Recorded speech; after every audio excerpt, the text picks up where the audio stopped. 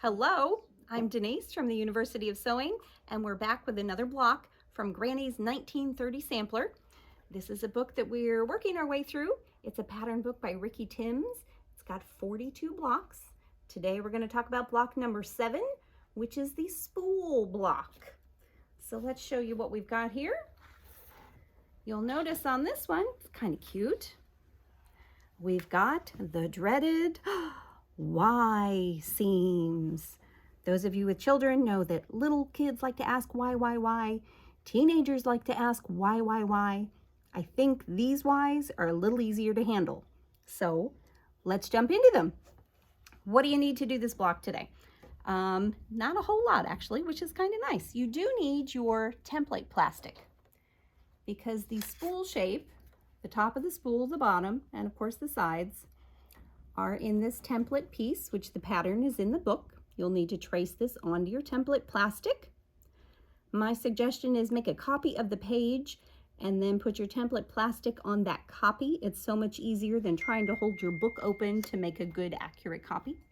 When you do make your copy, this is the marker that I suggest. It's a Sharpie. It's a permanent marker. It is the ultra fine point, which I like because it doesn't smear, which I think is really helpful. So you'll need that. You'll need your usual sewing tools, scissors, rotary cutter, rotary ruler, cutting ruler rather. You may want one of these little seam rollers. I think they're kind of handy. And of course, anything cute in your sewing room is always a win. And today I'm going to give you an extra little suggestion. You're going to need some marking tools. And today is not the day to use the friction markers. And we'll talk about that in a minute. You may also want to have your tape dispenser handy. Curious why? I'll show you. Okay, so we've got our template plastic trimmed out. We've got our pieces cut. To cut your fabric, that's what you need the tape for. And I should have brought an extra piece of fabric. I can use this one.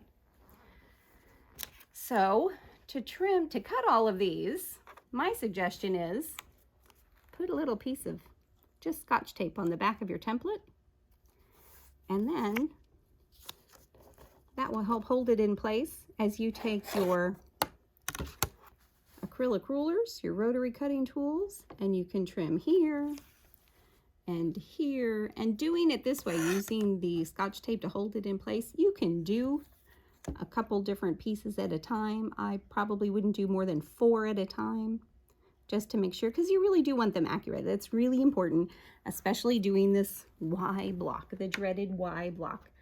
I think the Y block for quilters is maybe kind of like buttons or zippers for the garment sewist. It sounds really intimidating, and maybe you steer clear of it until you do a couple, and then you go, it's really not so bad. I can do that. And I promise you can do this too. So we've got our practice block here, and I definitely suggest to practice. You don't have to do the whole block, but maybe 1 or 2 just to make sure you're happy with the way things are working. I found it useful. So I've got my pieces here for the other block we're going to work on.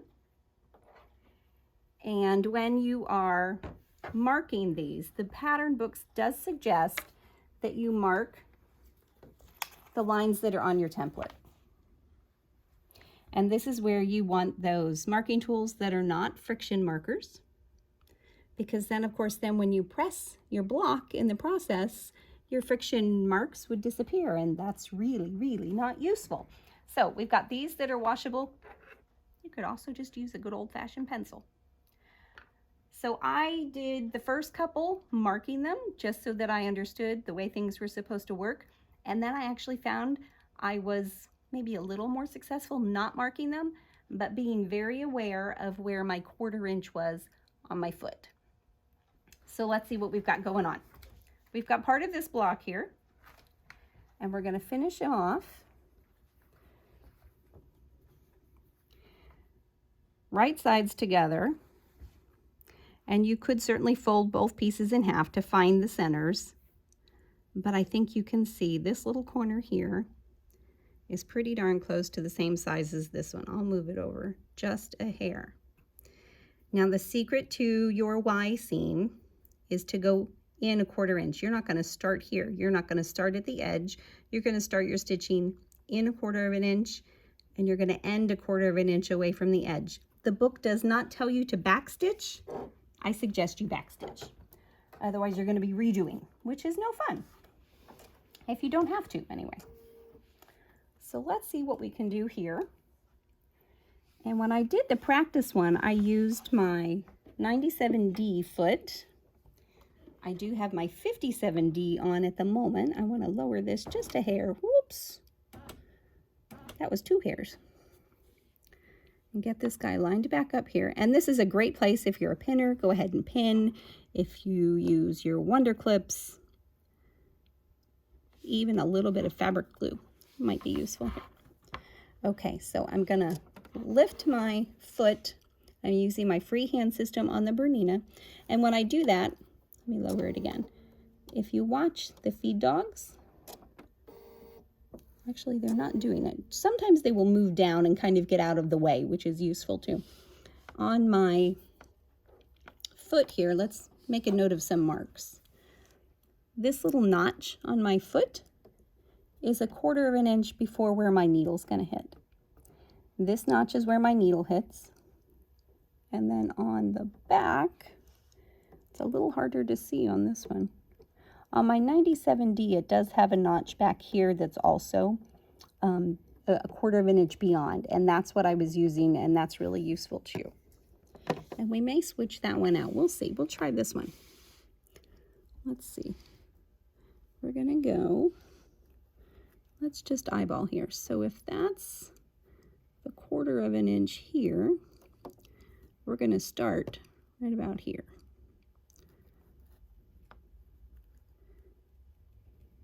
And we're going to do a scant 1/4 inch on this side, which is what the fence on the 57D is for.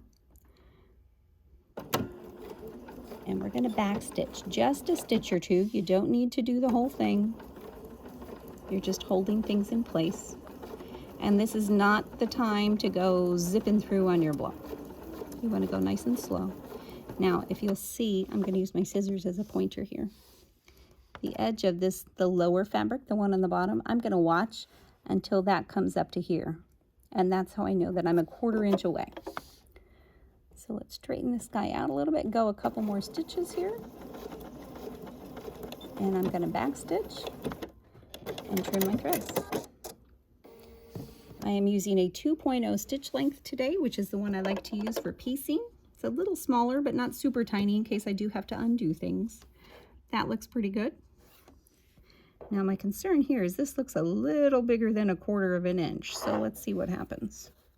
I'm just going to flip this over with my finger. Give that a little finger press. Now for the tricky part. Now the Y seams come in. This one I think may actually be a little easier to put on. So again, we're just going to kind of eyeball this. You could fold it in half to find your centers. That looks pretty good. So I'm going to line up those raw edges. Now the goal here, we're not going to stitch here. We're not going to start back here. We're going to start where the seam is underneath. So you can see behind my finger, right where those 2 purple fabrics are meeting, that's where I want to start. And I actually had some success just using my finger. You could use your marking tool, you could use your Hera marker. My fingernail's very handy though. Okay, so we're going to do the same thing. We're going to move. Let's see, where did that mark go? There we go. Want that needle to go down right where that seam is. And I can kind of eyeball here. It looks like I need to go a little farther. That looks pretty good. Same thing. We're going to make a couple stitches and then back stitch just a few. And down to that other seam. And then we can get to the Y. Now, here's where my seam line is. I'm sure you're having a hard time seeing what my finger just did, but right about there, that's where I'm aiming.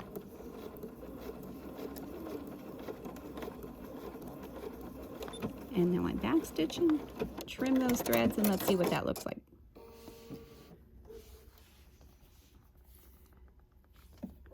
Let's get this guy out of the way.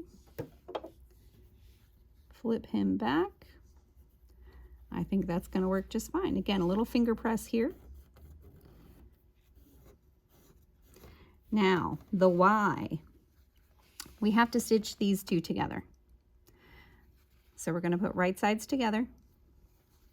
And this is where your accurate template really comes in handy. You're matching up these edges, matching up this raw edge all the way back.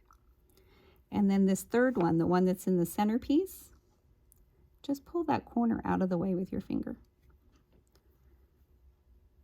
It's a little fiddly, but you want them to match up just exactly as possible.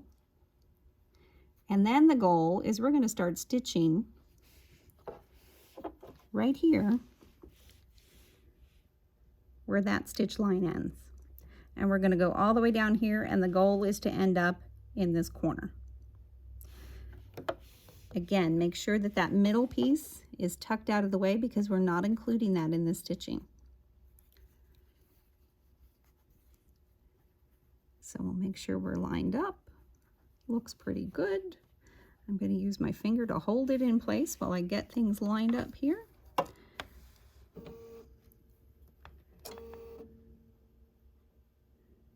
And you can even use your hand wheel to lower your needle almost where you want it, just to make sure.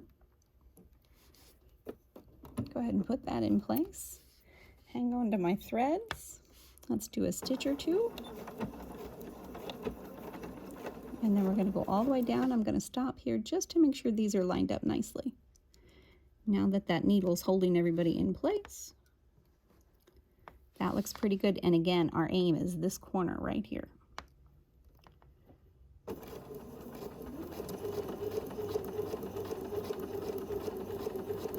And then Bernina 790 Plus does an awesome job. Once again, trim those threads. And let's see what this looks like. This is the fun part.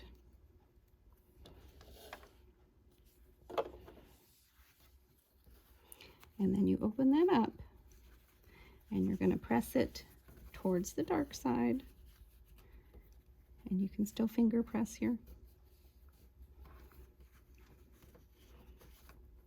And I think that's looking pretty good. Now, had we not matched those seams up, we'd have a little hole there. And then you have to go back and catch that up. So let's do one more. And then we'll talk about how to put these two units together so that our block looks like 4 spools. So we're matching up these one more time.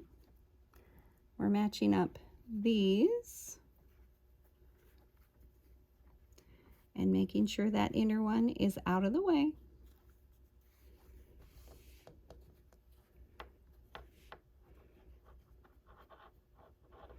And these can be a little stretchy, so just be careful. Straighten, don't stretch, right? Get our thread out of the way here. And this might be easier to see because the purple's a little darker fabric. Back stitch. And just check my corners here before we get too far down the road. This is a good place for a stiletto if you use one.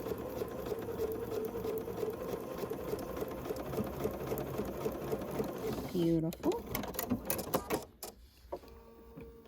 Let's trim these threads.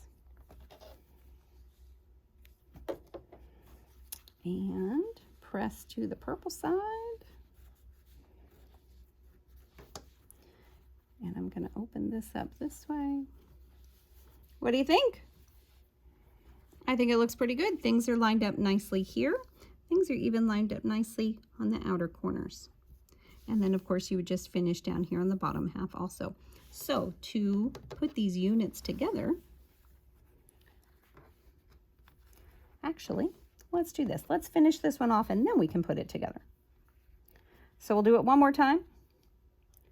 Line it up. Make sure this is pressed nicely back here.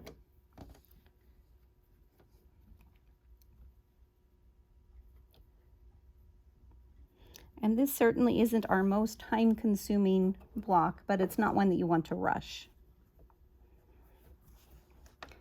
And I do think doing a practice 1 or 2 is a good idea. Now, I will tell you a little secret in looking at different ways of doing Y seams online. It's a little hard to find info on it. And if you look up this block, there are many, many versions of it that don't do Y seams at all. So if you want to do the quilting math on that, that's entirely up to you. But before you do that, I would really, really encourage you to give this version a try. Be a little patient, and I don't think you'll be disappointed with it.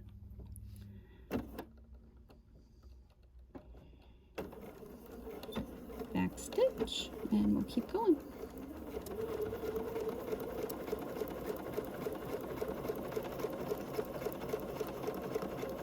One of the neatest things about this whole pattern book is there are so many different techniques. And even if you have done them before, it may be a little different from the way you've done them. Or, I don't know, maybe it just works out that this time, you know, it kind of clicks. And when that happens, that's so cool. But please don't be afraid to try it just because it's different or because you've heard Y seams are hard, or give it a shot. We were teasing Margaret today. She was working on a block, not Y seams, just something different. But she didn't like the way it turned out, and so she tossed it in the trash. And we said, no, no, no, don't give up. All right, so we've got this guy lined up. Let's get our middle one out of the way. That helps lessen some of that bulk. This one feels like it's off just a hair.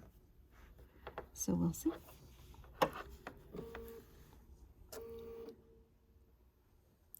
And we'll do just a stitch and back stitch. And now let's see if we can straighten this up.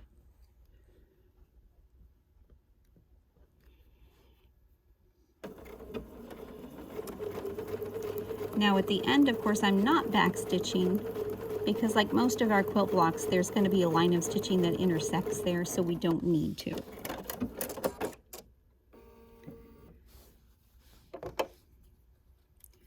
Back stitching, I think, is a little unusual for quilters.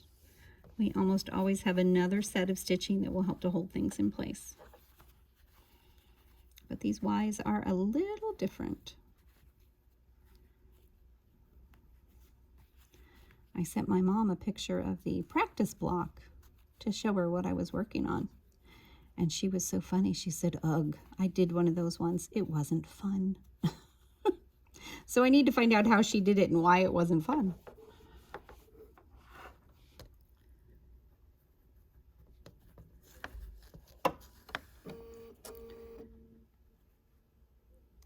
And all the way back to where that stitching stopped on that other row of stitching. Back stitch, straighten things up here. I'm sure you guys have figured out I am not a fast sewer. I like to be a little slower and a little more purposeful. And at least for me, I think it helps.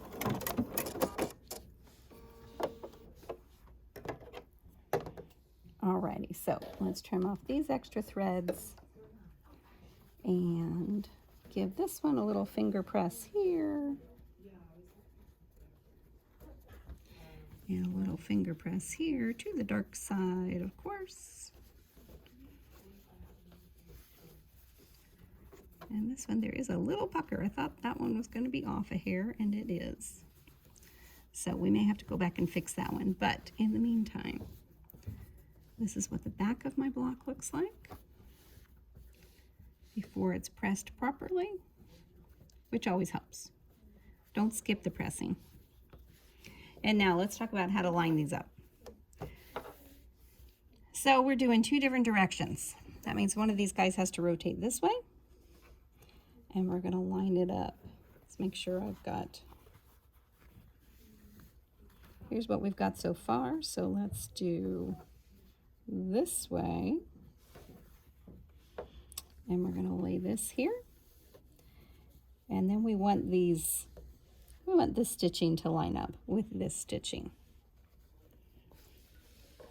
So the goal is to lay them right on top of each other. Line up the corners And you can feel them nesting. And just a little peek in the back just to make sure. See, that one looks just a little off.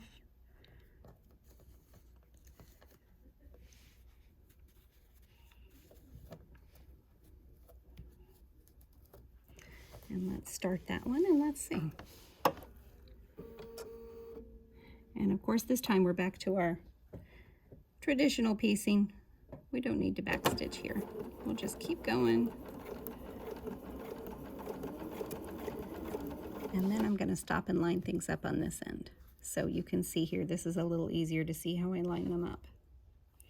And then I'll just roll that down. Make sure those corners are where they need to be. And I can feel, they feel pretty good. Scoot this guy over here.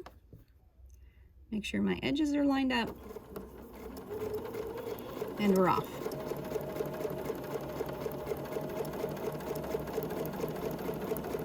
We've had several new people join us on our Granny Sampler journey lately. Just want to say hello and welcome to all of them. This really is the kind of project where you can jump in at any point. And we're glad to have you. Make sure that you give our videos a thumbs up and share them with your friends. The more the merrier, guys. Alrighty. How'd we do? I think that looks pretty good once that's pressed. And then we're going to do the same thing here. Just your typical lining up your seams and your angles so that we get something that looks sort of like our blue one over here. Points look pretty good there. That one's off just a hair. But I won't tell if you won't. How's that? Will you keep my secret? We all have quilting secrets in our projects, right? And that's okay. That shows that we are human and it's not made by a machine, which is a really cool thing, right? There are not hundreds of these made because I've made 2 or 1.5 in this case. So guys, that's block number 27, which is spools. Definitely give the Y seams a try. If you need any of these materials, including the book, we do have 2 more at the moment. All of these are available on our website, universityofsewing.com. Make sure that you give us a thumbs up on the videos. Check back next time. We're going to do paper piecing a pineapple block. So that one will be a lot of fun. Thanks for joining us, and we'll see you next time.